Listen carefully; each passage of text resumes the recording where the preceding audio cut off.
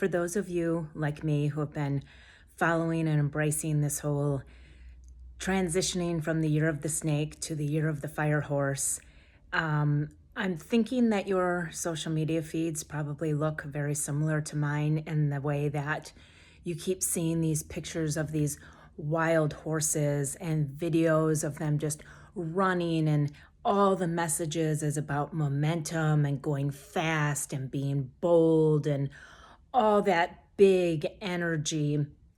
And as exciting as that can be, sometimes, like now, I'm thinking, okay, here it is today, and I've been ready for this. I've been shedding, I've been trying to think about what it is I need to leave behind.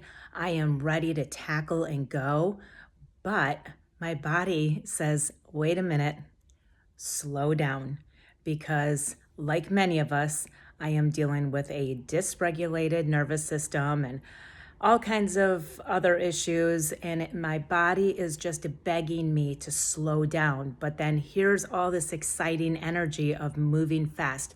So I've been doing a lot of contemplating about this, and this is sort of what I've come up with. And first of all, I don't pretend to be an expert on Chinese culture and the New Year and their symbolism and all of that, and I certainly don't pretend to be an expert on horses. I specialize in perspective, and I specialize in listening to your own process and figuring out how things in life work for you. So I'm just sharing what is coming up for me right now on this day. And that is, I am remembering that before these big, strong, fast moving horses were able to do that, they started as small, little, wobbly legged calves. And so if you're starting something new, or you're giving a fresh start to something that you might already be doing in life, maybe think of that for a little bit first, and the process that that horse goes through, the wobbly legs, the having a hard time standing up, falling over, and then also depending on its mom, depending on a support system, depending on a mentor, somebody who's encouraging you. They're not doing things for you. If you watch and you pay attention, that mama horse isn't fixing everything for the baby. It is simply being present and being there as an act of encouragement that you can do this and you're going to figure it out on your own at your own pace. And then when that horse gets stable on its legs, then that's when the trotting starts, and it starts playing around with that. And then it works its way up to the gallop. And so give yourself some grace during this beginning of the year. Don't set yourself up for a disappointing expectation that all of a sudden everything in your life is going to change and you're going to have this giant momentum and you're going to have all this energy to run free. That will come if you honor yourself and you allow yourself to go through that process. The other thing is think about, it's the fire horse, right? So think about fire in the same respect.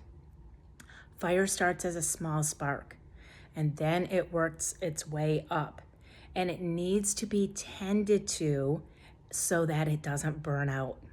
Remember to tend to yourself as you're embracing this fire within you so that you don't burn out. And also, it needs to be monitored and watched, because fire in the wrong environment is chaos and destruction and causes all kinds of problems. So make sure that when you're allowing and you're stoking this fire, that you are in alignment, that you're in the right environment for yourself so that fire can burn in the way that it's meant to for you. Back to the horses for a moment too. I have a question for you to think about.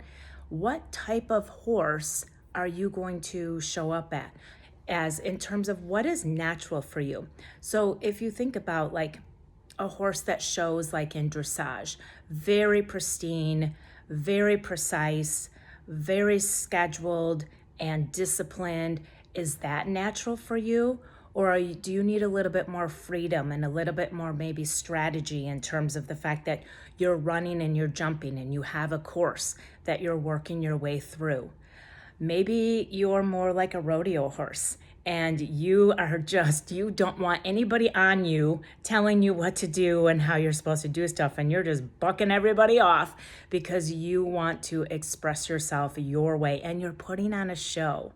Those rodeo horses, I think, again, I'm not an expert, but my perspective is that they feed off the energy of the crowd as well. So, do you like that type of environment for yourself? And also with this movement, if you think about it, horses are very bold and confident and stable just when they're being still, when they're in their stable.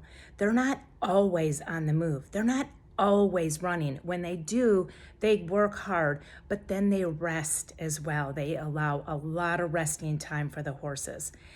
Are you a racehorse and you just put those blinders on, you put your head down, you focus, and that is your one task, and you are not stopping until that task is complete? Is that the way that you operate? Or are you the horse that we do see on all of these posts, that you're on the beach, you're in a meadow, and you're just running free, unabandoned, and you're just going with intention at the speed that you're choosing, in the direction that you're choosing, and maybe that is you naturally right now, and that's the place that you're in. Maybe that's something that you need to work up to. So anyway, my message here is this is an exciting time, a big energy shift going on. So embrace it, but embrace it your way and honor it in the way that it works best for you, challenging yourself and listening to what you need though too.